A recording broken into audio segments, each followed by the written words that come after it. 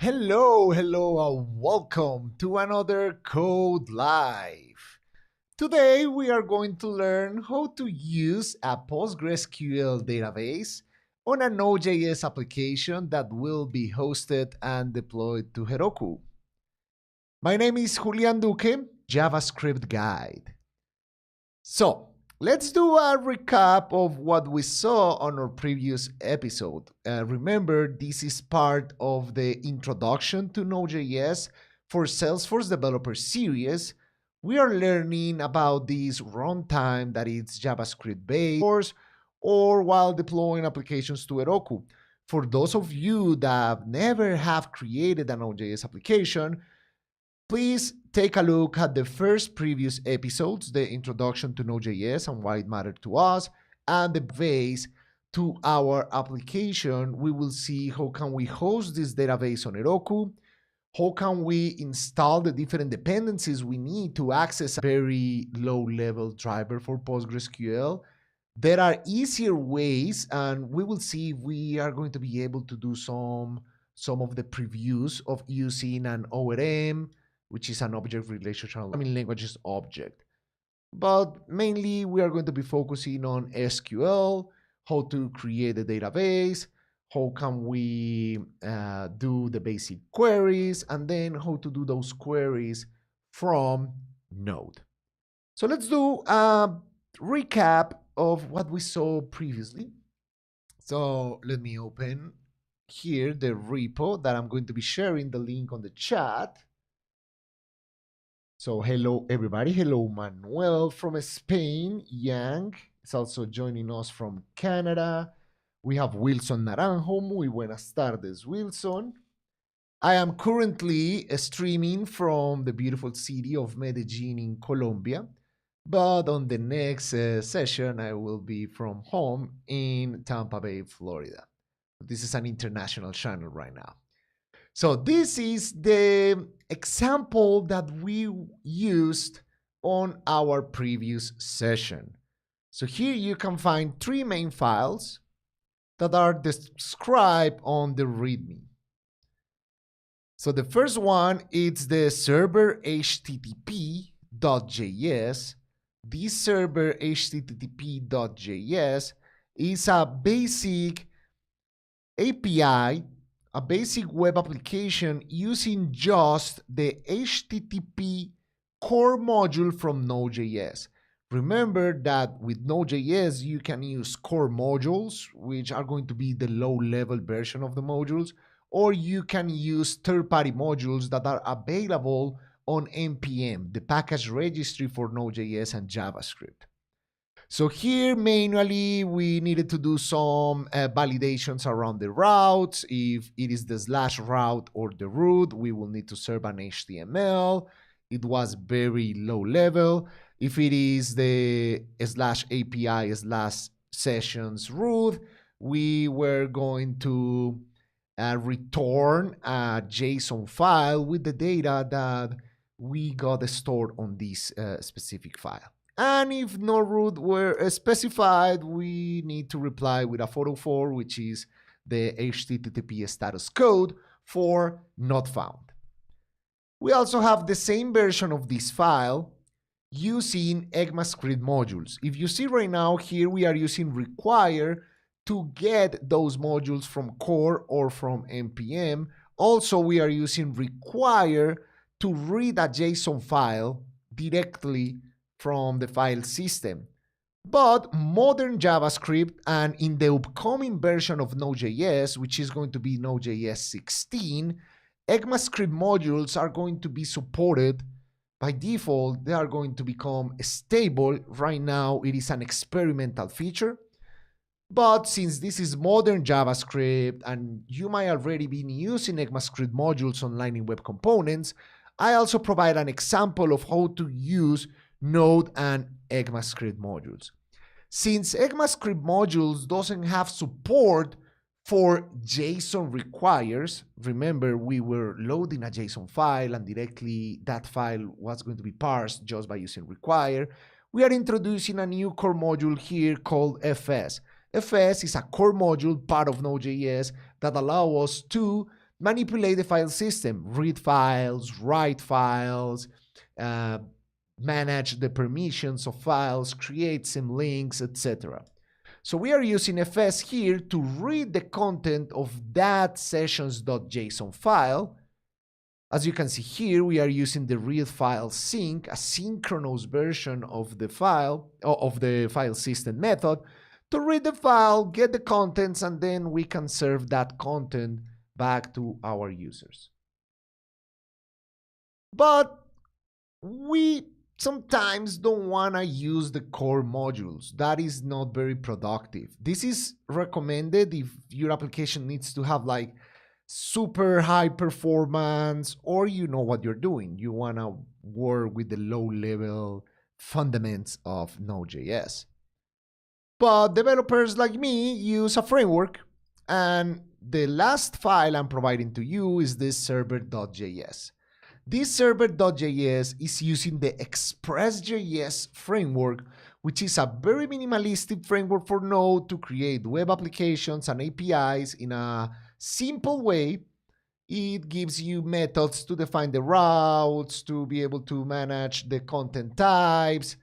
It does a lot of automatic stuff for you, kind of like magic, but will simplify the work while writing a web application. It will make things way easier. And I also mentioned that there is another one that I like a lot, which is the Fastify. I'm going to be also creating content around Fastify on a quick take, like a short video. I want to show the same example. So how can you write a web application using Fastify? Wait for it. I'm preparing that content for you. But for the series, we are going to keep using Express, which is the most popular web framework for Node. And if you are using Lightning Web Components open source today with the Create LWC app, it already comes with a Express.js application. So this is going to be way more familiar for us as Salesforce developers. So in this example, we are using Express. We are using cores. Express is going to be the minimalistic web framework. Cores are going to allow us to have the cross-origin support for our application.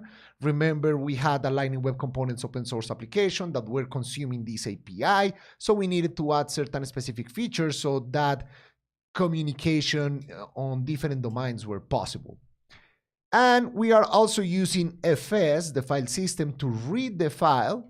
Here we are reading the file, specifying the route in the file system using the path module. The path module is also another core module from Node.js that allows us to manipulate paths on a cross-platform way. Since Windows and Unix, macOS or Linux, manages paths on a different way, the slash, the backslash, and certain directories, we are going to be using path to be able to do a cross-platform application. With Express, we create an Express application. We add the core support by using the middlewares. Remember that a middleware is code that is executed in between the request response lifecycle. When a request comes in on my application, it's going through all of the different middlewares, manipulating the data or decorating the data, adding methods to the request or response object, for example, and then pass that data to the final route. So previous to getting into the main route, it's going to add the core support. So we have two routes here. One route is returning, and let me increase the zoom. One route here is returning the HTML, and the other route is returning the JSON file. And then we need to listen on a port. Remember, and this is very important, that I let you know when running on Heroku, you will need to specify the port from the environment variable. So from the environment variable, you are going to get the port that Heroku allocates for you. And if you don't specify this environment variable, it's going to use the one that you specify here in code. So, and I already showed you those different examples. So I invite you to take a look at the previous episode to see how we code this from scratch. Now today we are going to start with the databases. Let's work with PostgreSQL. So PostgreSQL is an open source database. It's one of the most advanced. It's one of the most used in the open source world and trusted by a lot of companies. We at Heroku have official support for PostgreSQL as a service, so you will be able to host your database on our infrastructure without any issue. If you want to run PostgreSQL locally, you can install Postgres or you can run it through Docker. My recommendation is for making things easier, using it on Heroku. Or if you really want to do local development, running a PostgreSQL database using Docker is going to be better. If you are familiar with Docker, if you are not familiar with Docker, that's something that's very important to learn. Or let me know in the chat if you are interested in that topic, and I might prepare a bonus video teaching you how to use Docker for local development. So drop a note in the chat. Let me know if you would like that type of content from me, and also other suggestions from content that do you want to see me creating, because believe me, there is a lot of things that I want to share with you all, but we need to start from the beginnings, and this is the introduction to Node.js, and we are going to start using PostgreSQL. Okay. Once we have PostgreSQL installed or a database instance running, we need to create the data schema. We need to create our different tables and properties. Similarly, when you are creating a Salesforce application, you will need to go to the object manager, open the schema builder, and you are going to start creating those custom objects with properties. We need to do the same while creating our PostgreSQL database. So if you know PostgreSQL, if you know SQL, the syntax, you can do this by hand, but might be a cumbersome or difficult task to start creating a full data schema by hand by writing the SQL queries. I'm going to be using a visual editor. So this is something that I'm going to be recommending you to use, and I'm going to paste the link on the chat. This is the Erd Editor, which is a schema relationship database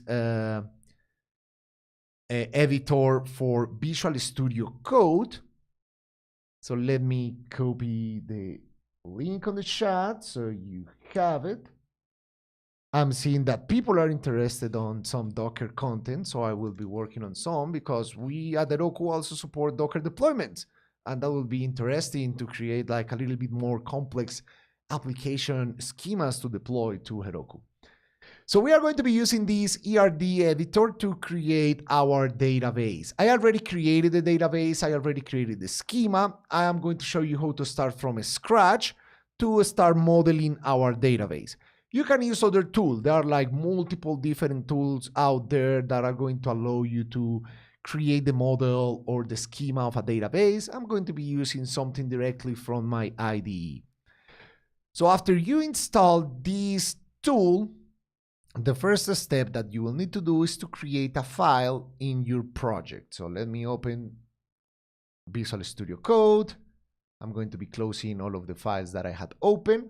If you can see, I already have my database created, but I'm going to show you how I did it from scratch. So what we want to do is remember that we have all of the data in a JSON file, but this doesn't map to reality. Usually data is coming from a data source. JSON, if we need to add data or modify data, we will need to edit this file directly, restart the application, and do some other things that are not meant to be. If we want to manipulate the data, we need a data source. We can get the data from Salesforce, and that's what we are going to be seeing in the next episode, so don't miss the episode. I'm going to be showing how to integrate this application with a Salesforce application, but today we are going to see how can we put all of this JSON file into a PostgreSQL database. So we will need to create right now two different objects on a database. One object is going to represent the session or the talk, and the other object is going to represent the speaker or the author of the talk. And if you can see here from this data source, a talk can have one or multiple speakers. So we will need to have a relationships table to be able to have many speakers to many different talks. So here we have the other talk that just have one speaker. This other talk has two speakers, etc. So we will need to come up with the schema of this database. So how can we start? After we install this Erd Editor, the one that I already shared on the chat on your Visual Studio Code, let's create a file. I'm going to create a new file here. Let's call schema.buerd.json.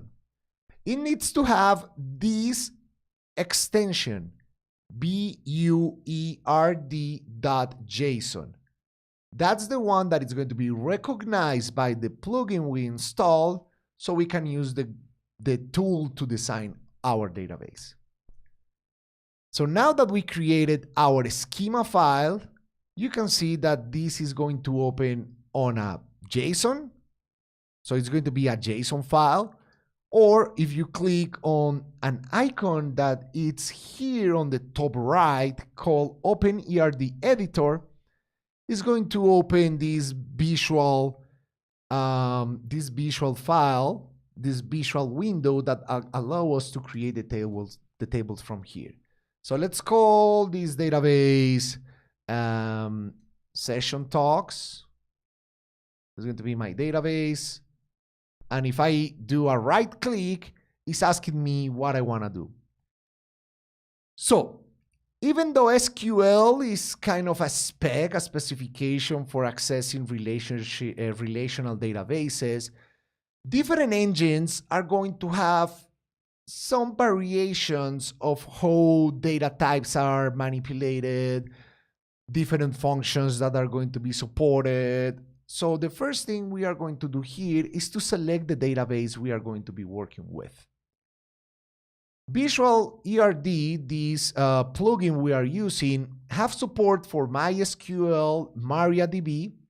Those two uses pretty much the same engine or the same language, PostgreSQL and SQLite. So you already guessed, we need to use PostgreSQL. So let's use Postgres as our selected database. Then we will need to create three tables. One table for the sessions, one table for the speakers, and the other one is going to be the join table, the table between sessions and speakers. So let's go click adding properties. So first we need to add an ID. It's going to be super important because this ID is going to be the primary key for the table. So to make this ID the primary key, we are going to do a right click and select primary key. So now this is going to be the primary key for our table sessions. And let's select a data type. Postgres have in MySQL, here it's called the serial type. So we are going to use the serial type. Depending on the size, we are going to use in the normal serial. We are not going to have a lot of data here. But now we created the primary key for our table.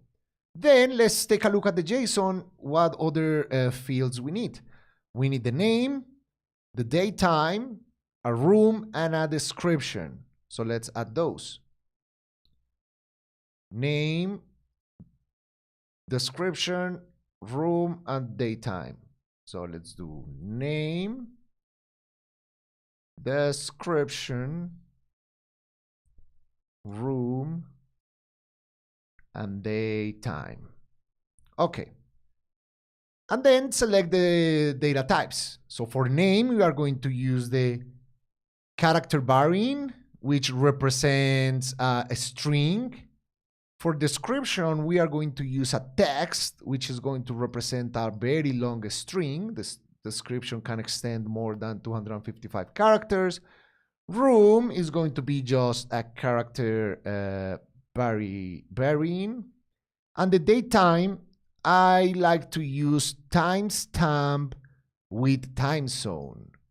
The timestamp with time zone allows us to have a date time field with the time zone included, because we live on a international world and we have multiple time zones, and we don't want to have issues with time zones in the future on our application. So let's fix that issue from the beginning. And let's click here on not null. All of my fields are required. You can also specify default values if people are not going to be entering information at the beginning. Add some comments for other developers or for you about this specific field, or comment for the specific table. I'm going to avoid those different things. So we created our first table. Let's create our second one. It will be the same as speakers. And it has also different columns. So the ID, name, the speaker have a bio. We can also have an email and the picture URL. I already memorized all of those, but let's check. Name, bio, email, picture, URL. Awesome. And similar to what we did, the ID needs to be the primary key. Let's do a serial. Name could be a character varying, bio. Whoop. Let's select the one. Click. Let's select the text for the bio. If we are going to let them write a lot of information, character varying as well. And the picture URL, also a character varying. And all of them are going to be required. And then create a join table. This is going to be a sessions, speakers. This is a many-to-many table. And this is going to have two different columns, session ID, map to a speaker ID. But let's delete those, because what we are going to do is create relationships. So let's delete those and right click outside the tables. There is a new relationship. And let's select 1N from here to here. This is the session ID. So let's change the name, session ID. Now it has the relationship, and let's do the same. Click relationship 1 to N from speakers to this table. And this is going to be the speaker ID. Fantastic. Now we have the two tables we need and the relationship table, so we can create our query and specify what a speaker is going to be giving that specific session. What is this doing to us? Pretty much generating, if we click on this link, which show us the SQL query or the SQL schema, we are going to be taking a look at the different language structure to create our tables, and also the foreign keys for our application. So this is generating this for us. So we don't need to memorize how to create a table using SQL. I'm going to check the chat because I think I have a question right now. It says, Wilson, Julian, have you worked with primary keys of type UUID in PostgreSQL? Yes, I have worked with those previously. Right now I'm using serial because we are trying to replicate the same schema that we were using on this JSON. This is using just an auto increment number, but for managing better uniqueness, you can use UUID4. you can find for PostgreSQL UUID 4. And it has certain functions that will allow you to generate an UUID key and to use the UUID as a type. So UUID type.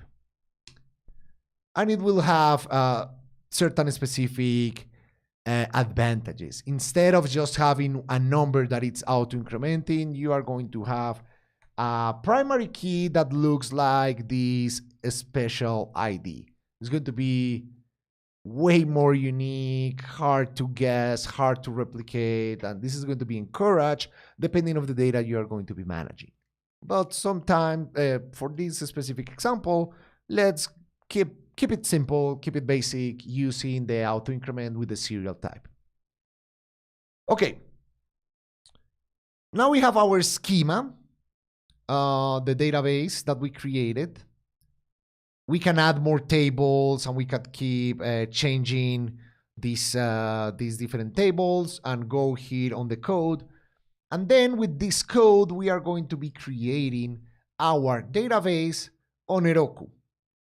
But first, how can we do that?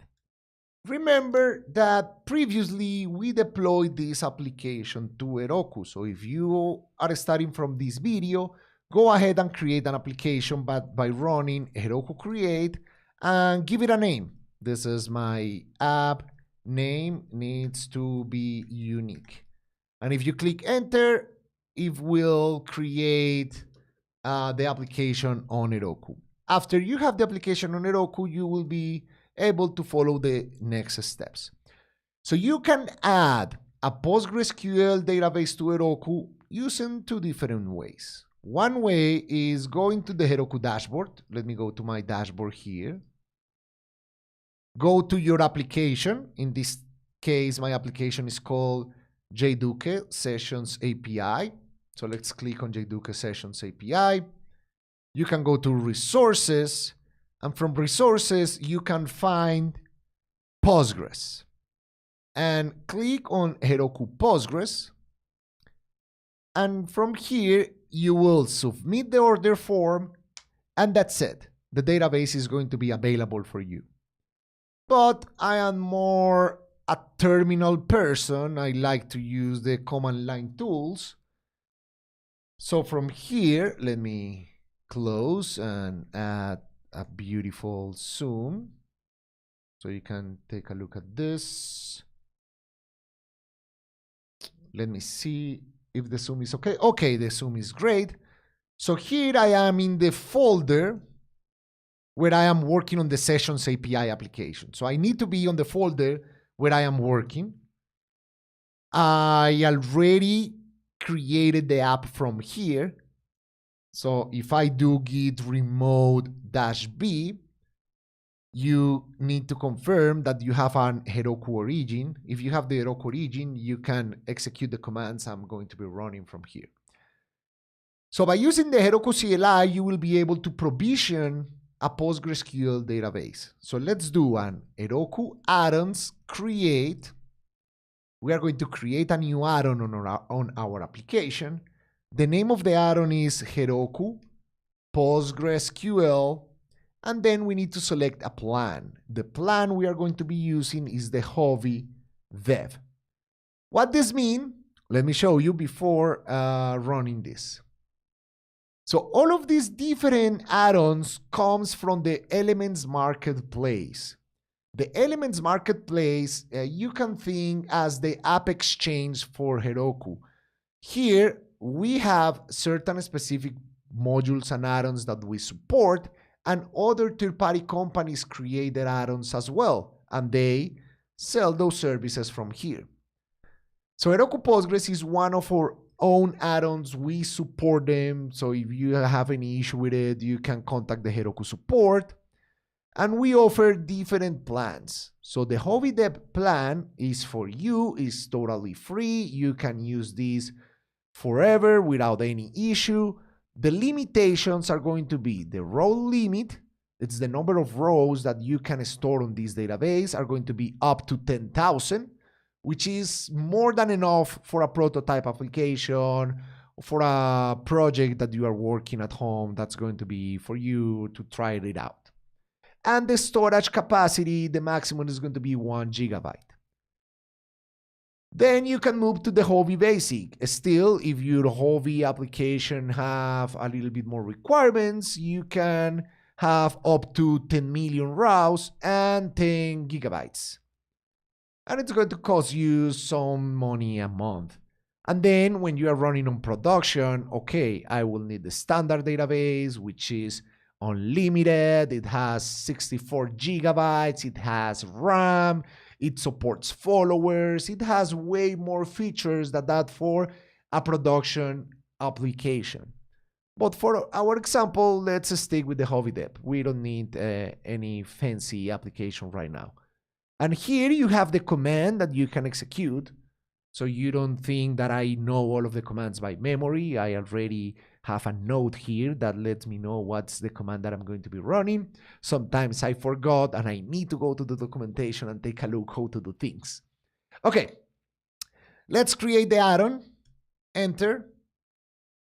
What this is going to do is provision a new database for us on the JDuke Sessions API application. And that's it. That's what we did. We have a database on our application. Then we will need to create the schema on our database. Remember that we created the schema. And then we will need to start adding data.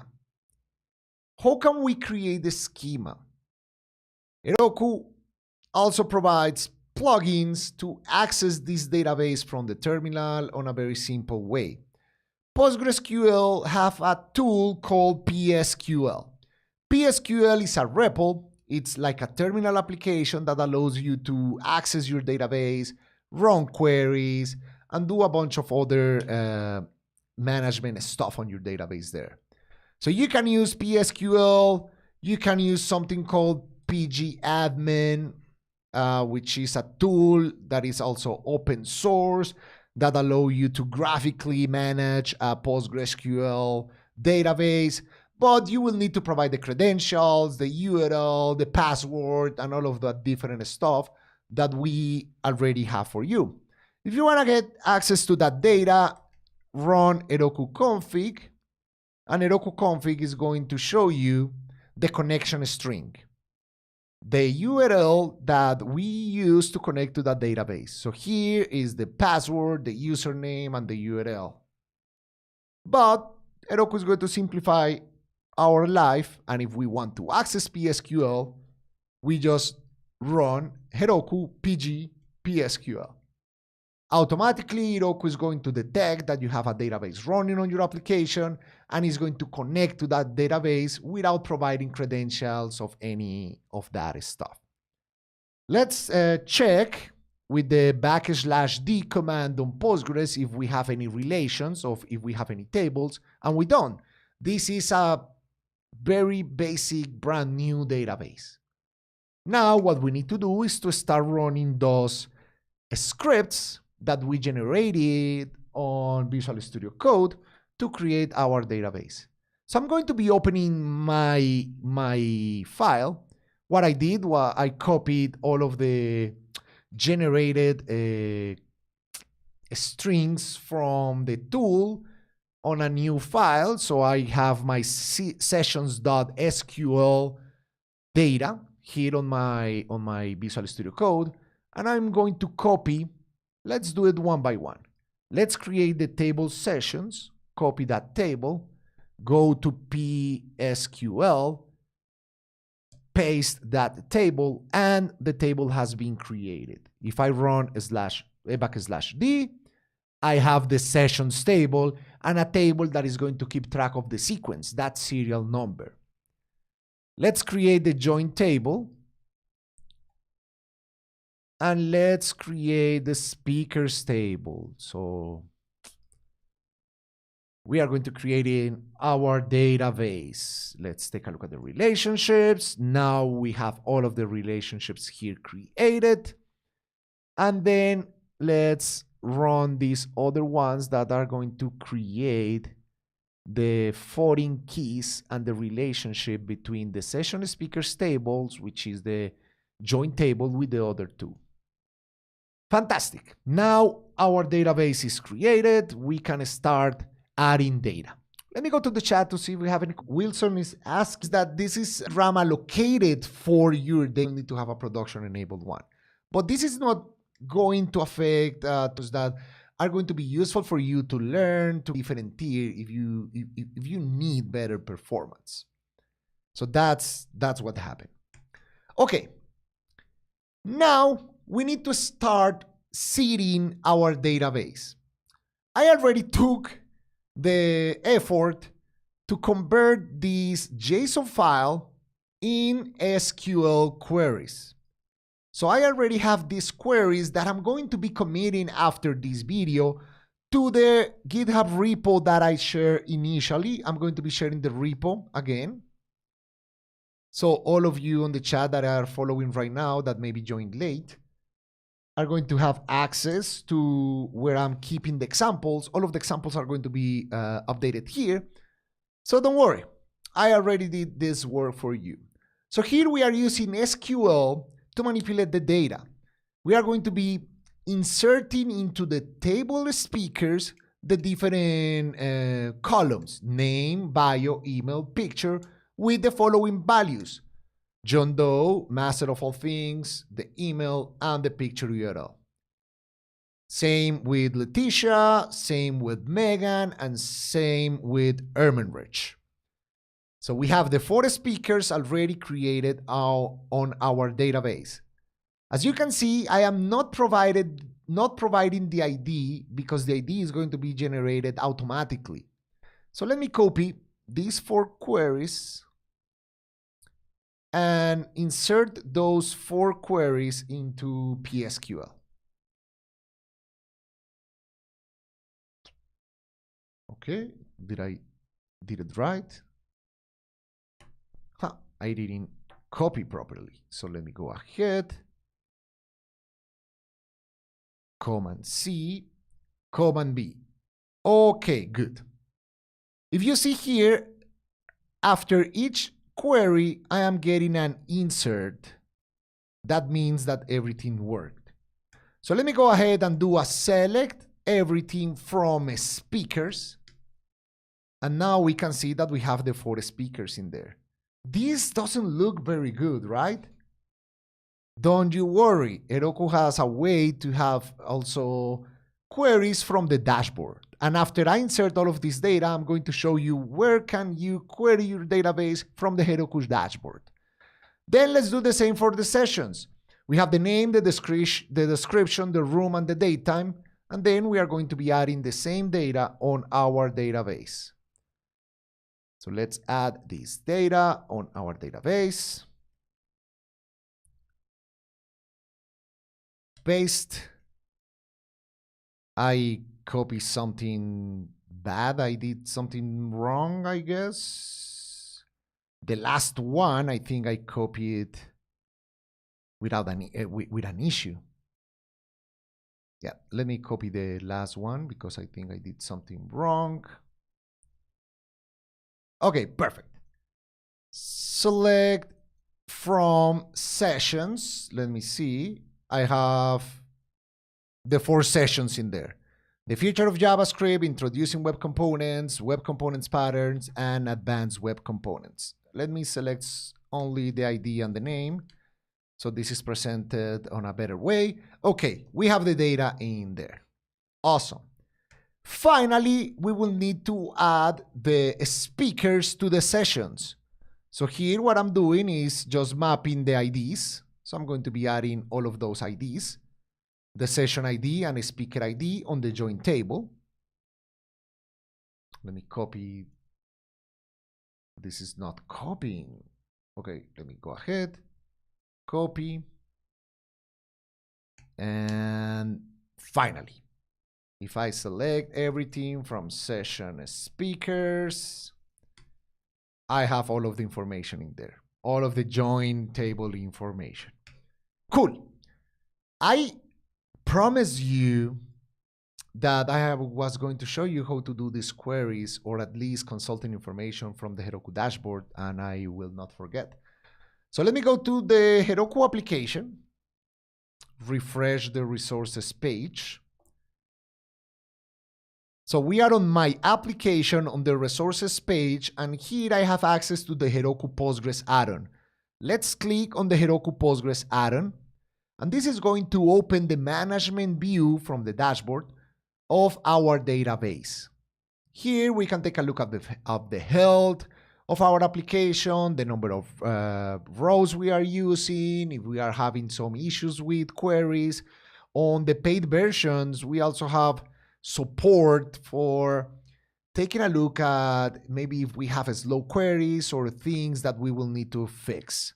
So here we can take a look that yes, we have one connection, 15 rows, 8.3 megabytes, and 3 tables have been created. So we have some other information and protection. This is available for an easy way to create queries and share those queries with your team or share them publicly. Let's say that you want to have some sort of report that you want to share with people so others can review what you're doing. That's going to be the name of the data clip.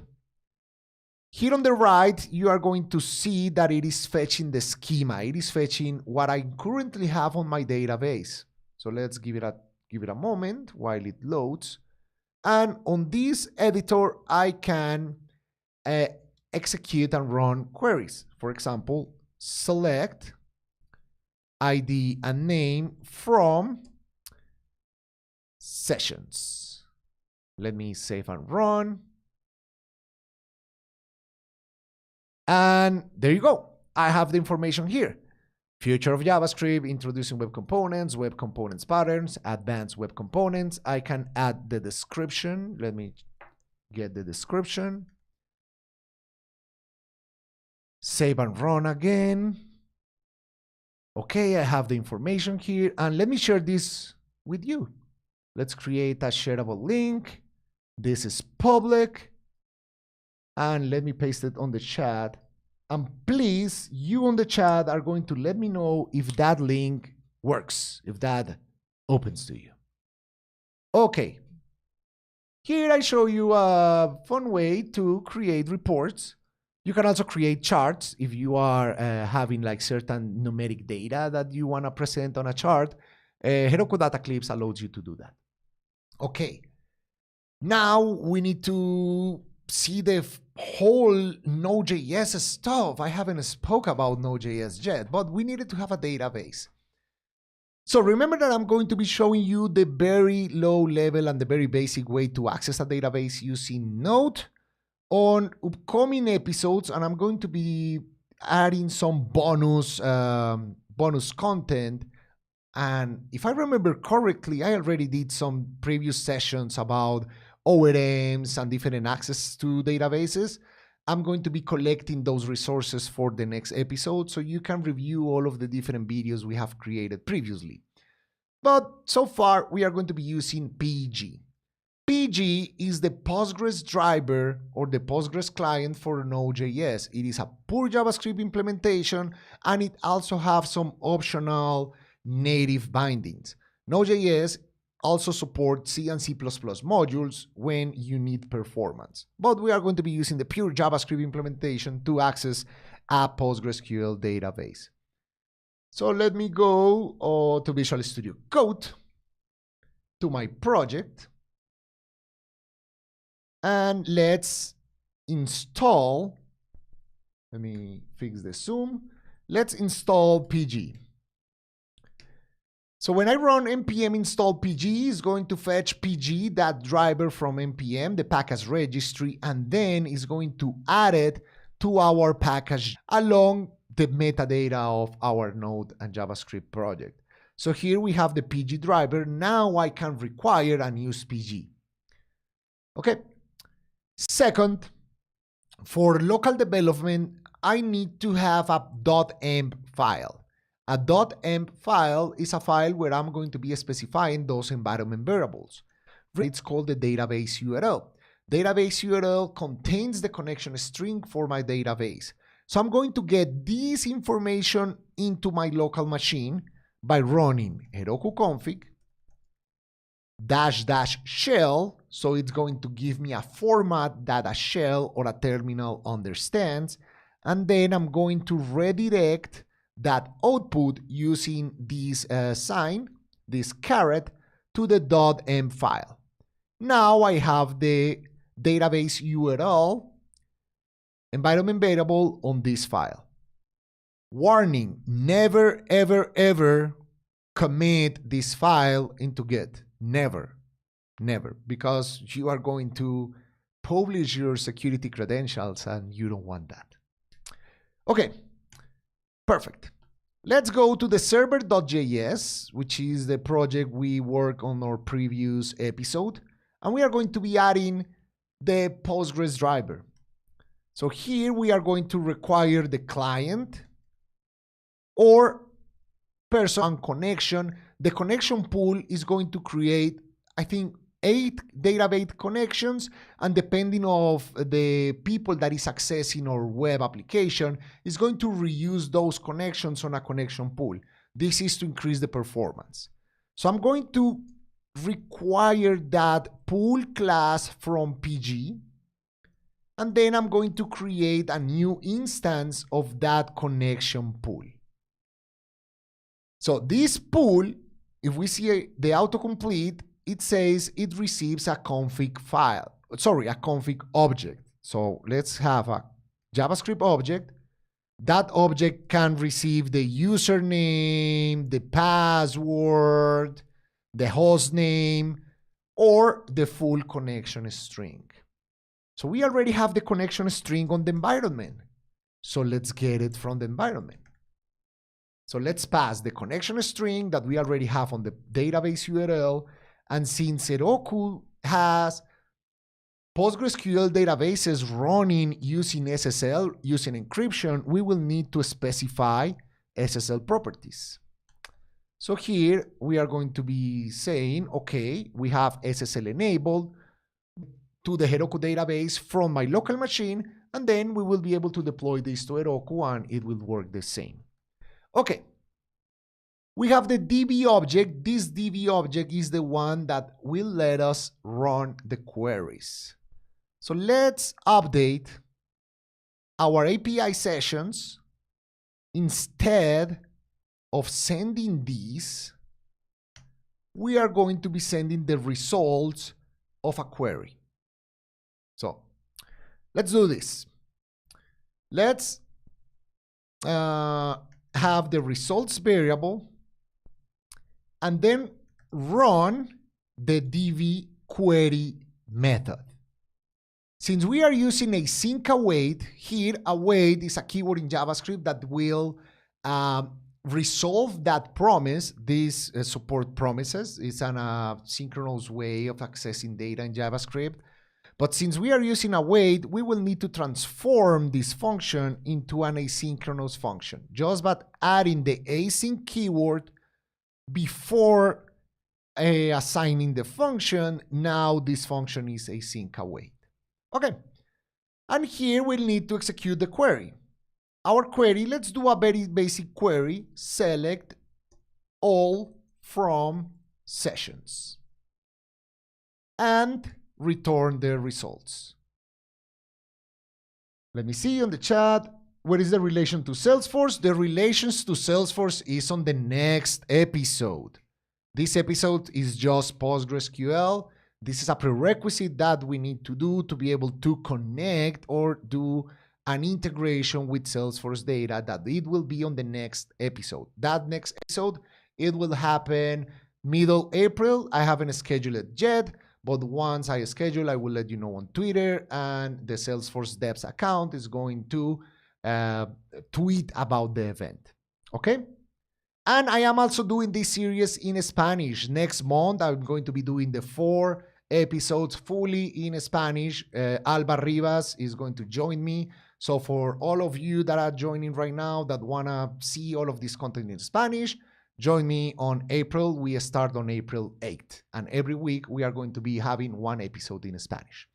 Okay, now that I updated my application, instead of sending the sessions from a file, I'm sending the sessions from the database.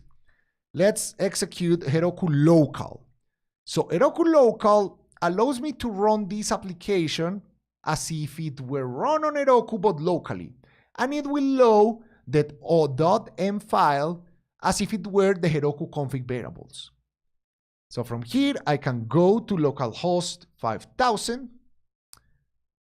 open API sessions, and I have the sessions from the database. So this is getting the information from a select command from the database.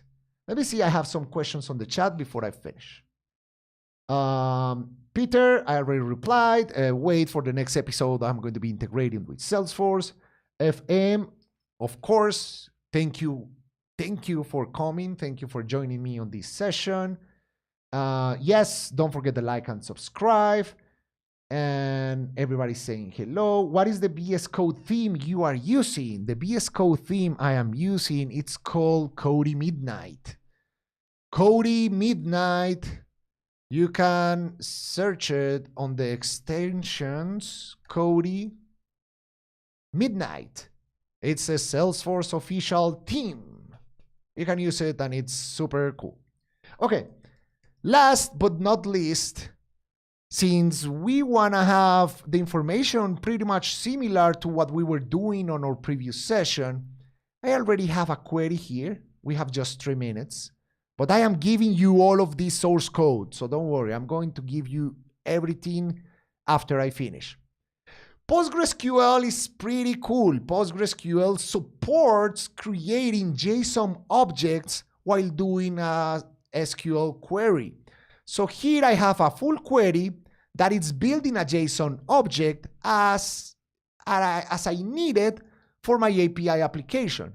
So I'm returning a JSON object with the talks, with the sessions that have a nested property with the speaker object. So I am having something very, very close to this sessions.json file that we have on our previous session. So here I am building a JSON object, then I am building a speaker object, and I am aggregating those different results into an array. And then I am doing the joins to the session speakers table, so I can return the speakers that are for that specific session and to fetch the speaker information. So I'm going to be updating the query here on my app. Instead of running this simple query, I'm going to be using backticks. So the backticks in JavaScript are called template strings, allow me to have multi-line strings, and it will respect that format. Here I have the more complete version of the query. Let me refresh. Heroku local. Let me see if it works locally. Let me refresh. And now it is returning a session, and the session comes with the speakers. I forgot the room. Let me update with the room. Let me update with the room. Room, get from the T table. T is going to be the sessions. Okay, and update the code. So I have also the room, t.room, refresh, Heroku local. And once it works, I'm not going to send all of the extract the rows, send just the rows so it looks better. Let me restart the server, Heroku local. See if it works. It's almost the same JSON file that we had previously, just that there is a new object. We will need to do some changes on our UI to be able to have specifically exactly the same structure, but this works pretty well. We are getting the information from the database. Now we can add our data on the database, update the database, and we are not going to add this to Heroku. So log, add the package JSON, and add the server. So those are the files that we updated that we need to add. So this application is committed to Heroku. Let me create a new commit, add DB support. And last but not least, let's do a Git Push Heroku main.